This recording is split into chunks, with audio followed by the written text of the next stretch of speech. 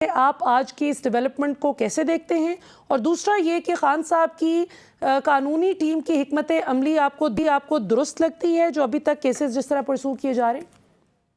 देखिए मलिया, सबसे पहले तो समझने की ये बात है कि खान साहब के ये जो वारंट्स निकले हैं, ये खान साहब ने कोई जुर्म नहीं किया कि जिसमें उनके वारंट्स निकले हैं और उस जुर्म में कोई एफआईआर कटी हुई है और उसके तहत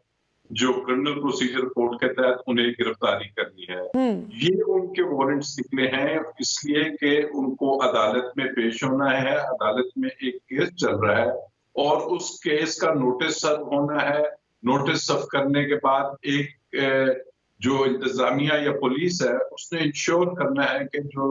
7 तारीख को इमरान खान साहब की पेशी है उसमें वो हाजिर हो, क्योंकि जज साहब ने ऑर्डर किया है कि जी उनकी पेशी को यकीनी बनाया जाए। और अगर वो वाकई अंडरटेकिंग दे देते हैं उनकी तरफ से, उनके लॉयर या कोई, जी हम अंडरटेकिंग देते हैं, हम आएंगे, तो फिर मैं नहीं समझता कि इसमें कोई अरेस्ट बनता है। ये रूटीन की चीजें हैं, लेकिन बाज़ाहिर तो ये रूटीन की चीजें हैं, लेकिन खान साहब के हवाले से ये रूटीन की चीजें नहीं है कि उनको जानबूझ के अरेस्ट करने का एक जो हुकूमत की तरफ से एक अमल है वो शुरू किया गया है, जिसके लिए वो न सिर्फ एक केस में 50 से ज्यादा उनके गालिबन केसेस हैं। 74 FIR हैं जी। एक में वो जमानत लेते हैं, दूसरी में, और ये केसेस इतने ढूंढे हैं कि यकीन कीजिए अभी बार-बार ये बात की जाती है कि जी आम आदमी के साथ अगर ये हो तो क्या उसको ये फैसिलिटी मिलेगी। यकीन करें कि ये किसी आम आदमी पे इस किस्म के केसेस बन ही नहीं सकते, क्योंकि ये केसेस वो हैं कि जो अदालत उस जिसने बनाए होंगे उस पे हंसना और उसके खिलाफ कार्रवाई करेगी। लेकिन अनफॉर्चुनेटली ये पॉलिटिकली मोटिवेटेड जो केसेस हैं और ये जो बनाए गए हैं, अब इसमें खान साहब को ये किसी भी तरीके से पर्पस क्या है कि जी कचहरी में वो पेश हो जाए, इस्लामाबाद कचहरी में। और इस्लामाबाद कचहरी के हवाले से उनको ऑलरेडी स्टांस है, इसी अदालत में वो लिख के दे चुके हैं कि जनाब ये जो कचहरी के प्रेमिसेस हैं या जो इसका स्ट्रक्चर है या जो इसकी इरादारियां हैं वो इतनी अनसेफ है कि कोई भी वहां पे सिक्योरिटी का जो प्रोसेस है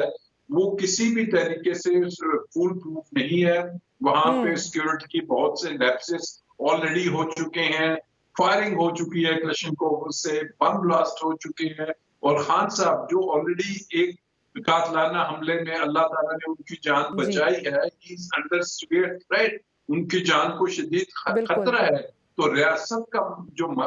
पर्पस होता है वो वारंट सर्व करने से कहीं ज्यादा जान की हिफाजत होता है, बट अनफॉर्चुनेटली वो इस केस में हमें होता हुआ नजर नहीं आया। जो दूसरी बात आप कर रही है कि जी उनकी लीगल टीम, तो मुझे हैरानगी हुई कि जब खान साहब इस्लामाबाद हाईकोर्ट में पेश हुए, उन्होंने जमानत कराई अपने एक केस में, तो उस दिन इस केस में भी वारंट्स थे। जो आज उनकी अदालती टीम जो सी है या लीगल टीम वो लाहौर हाईकोर्ट गई, उस दिन क्यों नहीं उन्होंने इसमें भी इनकी बेल जो सी है हिफाजती बेल वो नहीं कराई। गालिबन ये मुझे लगता है कि एक हल्का सा लैप्स है उनकी पार्ट पे। अदरवाइज अब अगर खान साहब कह रहे हैं कि जी मैंने आना है और मैं एश्योरेंस दे रहा हूं और कल अगर हाईकोर्ट खुलती है वो जमानत लेते हैं, तो फिर ये सिर्फ और सिर्फ जो